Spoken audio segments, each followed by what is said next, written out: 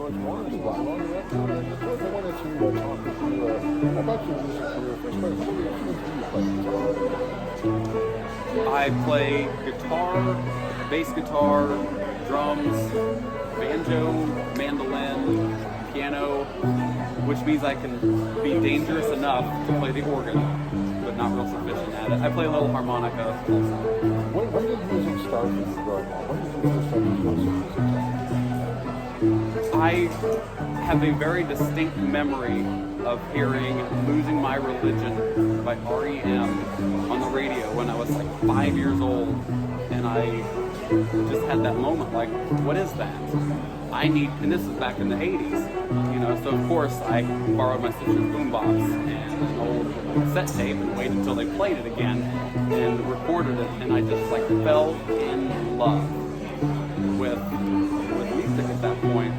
And I was going to West Elementary here in Salina, and Mrs. Janet Miller was the music teacher, and I found out that at a parent-teacher conference she had said to my parents that she saw some music ability in me and suggested that maybe they get me some lessons. And you hear a piano in the background, that young lady is playing a lot better than I can, but my parents enrolled me in piano lessons when I was 8 years old, and that's kind of how it began.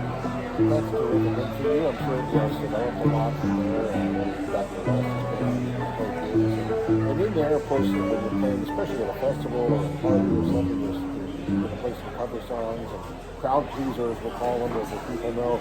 But you're also pretty well known for writing your own songs. You love to write songs. You always have ideas. You write things down right on scratch paper whenever an idea hits you. And that process, I'm sure you write it out yourself and you kind of know what it's like. And I'll let you take it from there, because then it's obviously time to be studio to put this thing down. Sure. I mean, there's a phrase that says it all begins with a song. And I really like that phrase, and what that means is that you've got singers that sing songs, you have musicians that play the instruments, whether it's in the studio, they go on tour, and you've got all these things and record albums and all these things that flow from one song. Somebody gets to write those songs, and I've been songwriting about the last 7-8 years here pretty seriously. Kind of started as just a creative outlet, if you will. And it's really kind of developed into, I've recorded in Nashville a few years back. I recorded 4 songs over in Joliet, Illinois. And we just filmed a music video for those 4 just this past Wednesday here in Salina. And I've also recorded about a dozen songs over at Sweetwater Studios in Fort Wayne, Indiana. And the idea of using the studio, I know these days a lot of people have their own equipment, or maybe they think, I can get a mixing board, I can do this, but I'm sure there's an advantage to using the studio, and in particular the mixing process, that a lot of people don't understand until they hear a rough mix versus a final mix. So the way that most songs are recorded, and here's the way that mine are, is you got to think layers of a cake. And so you start with whatever. Usually the way that I do it, I'm playing to a click track, and I will sing with the acoustic guitar. And you're probably never going to hear that, but it gives me something to track everything to. And so we get done with that, and then I do the actual rhythm guitar part, and maybe there's 1 or 2 of those, and then I want to do some lead licks, so I do a couple takes, or passes as we call them, a couple of those on there, and then it's the mics are already set up for percussion instruments, so then we'll do tambourines and shakers and clapping, stomping, and then usually we start up on the low end and build up, so it's usually bass, guitar, more drums, and then like piano and organ after that, and of course vocals are last. All right, so that's interesting how you may be turning down some other tracks, or your first vocal pass. Is that kind of like a guide vocal, and you're going to take that out and put in your kind of final vocal?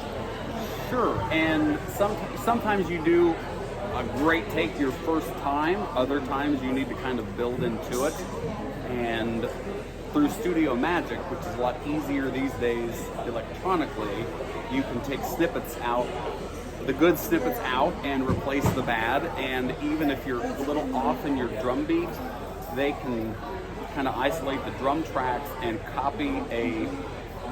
they'll copy a section where you were doing what you should have been doing, and they'll paste it over into there. And they used to actually cut tape with scissors and tape it together, and I'll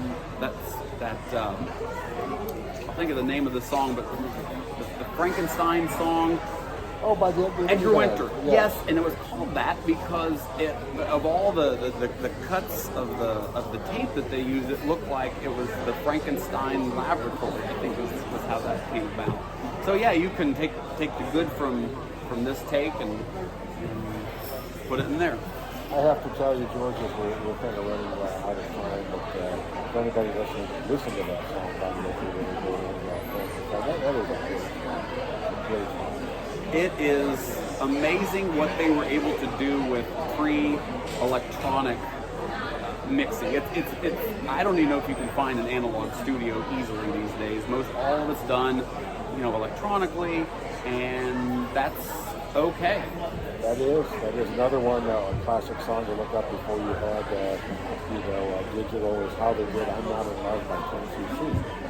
A Herculean task over time. You listen to it now and you go, I can do that. Well, but back then they did it all by hand. That's right. Listen to side 2 of the Beatles album Abbey Road. Yes. And think that they did that in 1969. They did. That is my favorite Beatles album, by the way. And such a brilliant idea. Here's a bunch of songs we never finished. Let's just sing them together. We'll mash them all together, and I think that was the first popular album that had a secret song on it, which they snipped Her Majesty out of between about tracks 1 and 2 and put it at the very end. And you know what? I'm glad they did. Even though that song is, 17 seconds long, I love that song. I hum it all the time. It's a great little ditty. It sure is. George, thanks for coming by. As always, we never have enough time, but appreciate getting to talk with you. Thank you so much. Always a pleasure. Enjoy the rest of the fair. And with that, we'll wrap it up from here. Take a look at the weather and continue on 96.7 The Wave.